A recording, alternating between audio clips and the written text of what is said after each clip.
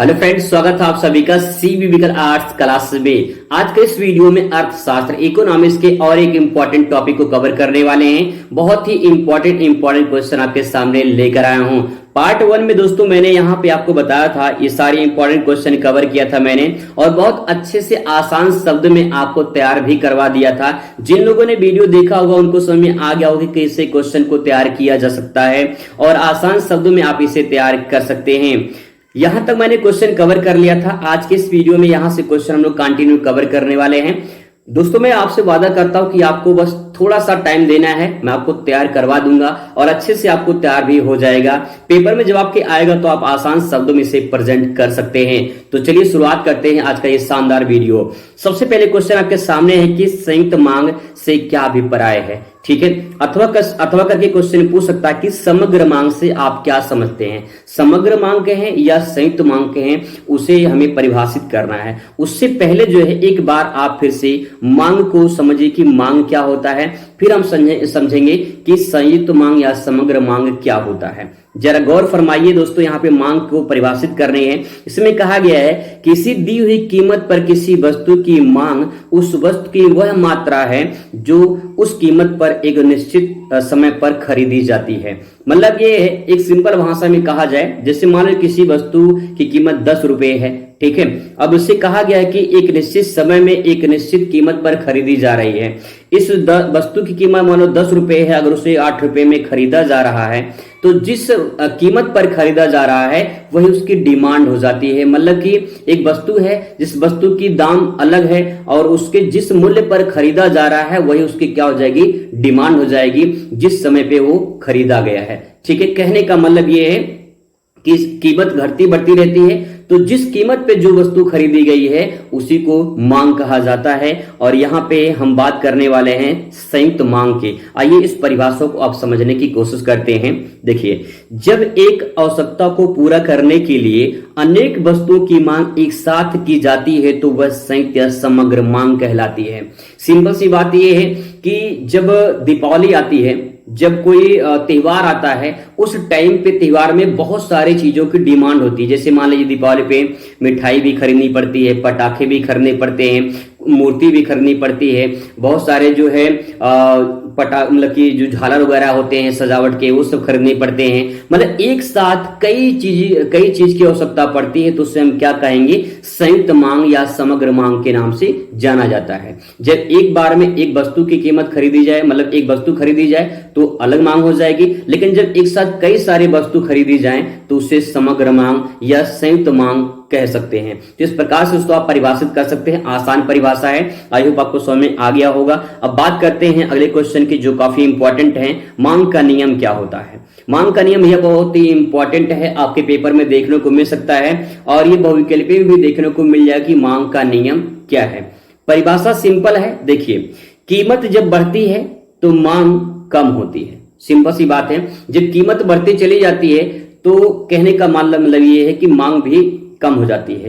कीमत घटेगी तो मांग बढ़ेगी। बहुत सिंपल है, बहुत ही सिंपल, आसानी से समझ सकते हैं, बहुत ही सिंपल है। जब कीमत इसकी बढ़ेगी, ठीक है, तो मांग क्या हो जाती है, कम हो जाती है।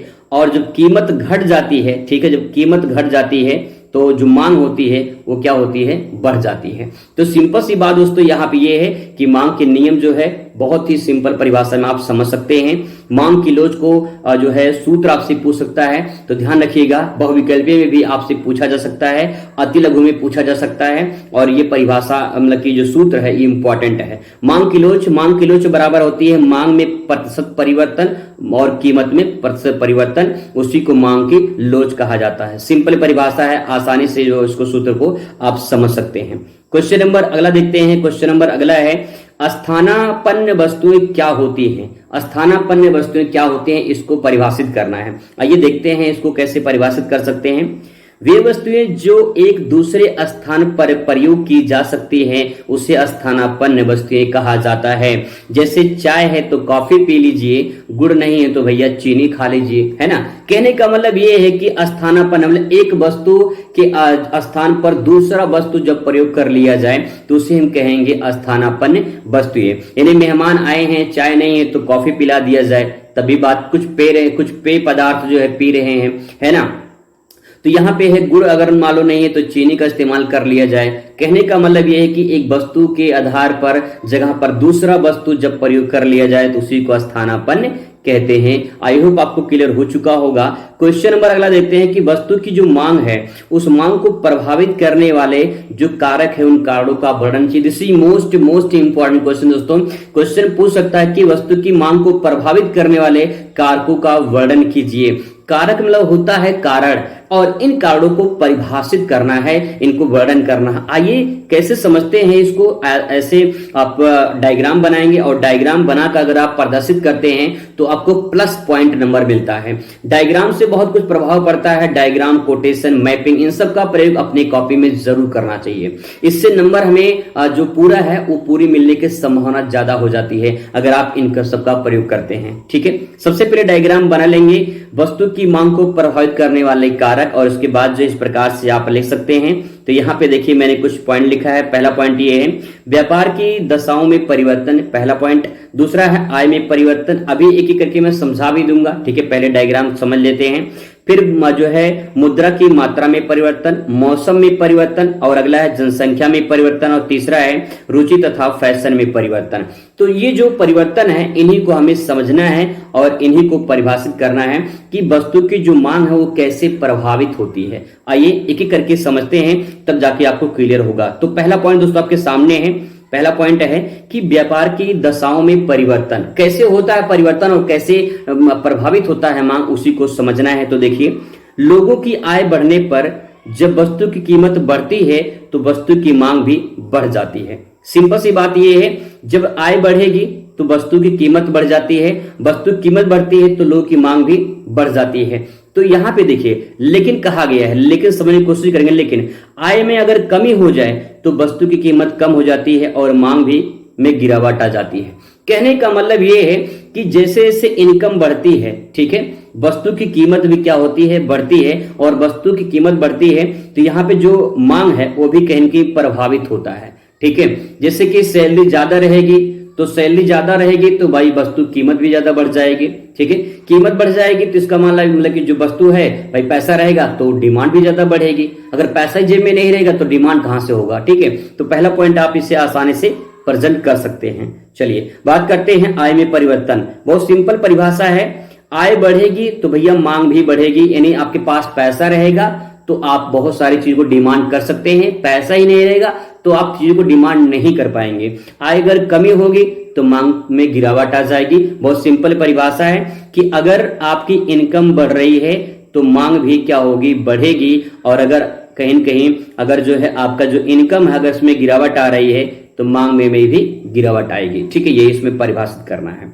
चलिए बात करते हैं अगले पॉइंट पर, मुद्रा की मात्रा में परिवर्तन। मुद्रा की मात्रा में परिवर्तन का मतलब क्या है, इसको भी समझने की कोशिश करते हैं। जब देश की मुद्रा की मात्रा में वृद्धि हो जाती है तो सामान्य कीमत स्तर जो होता है वो ऊंचा हो जाता है और वस्तुओं की मांग कम हो जाती है। ठीक है, आगे देखिए, यदि देश की मुद्रा की मात्रा में कमी होती है, कमी आ जाती है तो सामान्य कीमत स्तर में गिरावट आ जाती है और वस्तु की कीमत मांग की बढ़ जाती है। इस बात को सिंपल भाषा में समझाया जाए तो आप ऐसे समझ सकते हैं। इसमें कहा जा रहा है कि देश की मुद्रा की मात्रा में जब वृद्धि हो जाती है, यानी देश में जैसे मार्केट में जब पैसा ज्यादा हो जाता है, जब मार्केट में मुद्रा की मात्रा ज्यादा हो जाती है तो कीमत स्तर क्या होता है, ऊंचा हो जाता है। ठीक है, यानी सभी के पास मान लो एक वस्तु है, ठीक है, इस वस्तु को खरीदने के लिए सभी के पास पैसे हैं तो वस्तु की कीमत कम होगी या घटेगी, मतलब कम होगी या बढ़ेगी, तो जवाब होगा भैया बढ़ जाएगी, क्योंकि सभी के जेब में क्या है, पैसे हैं उस वस्तु को खरीदने के लिए।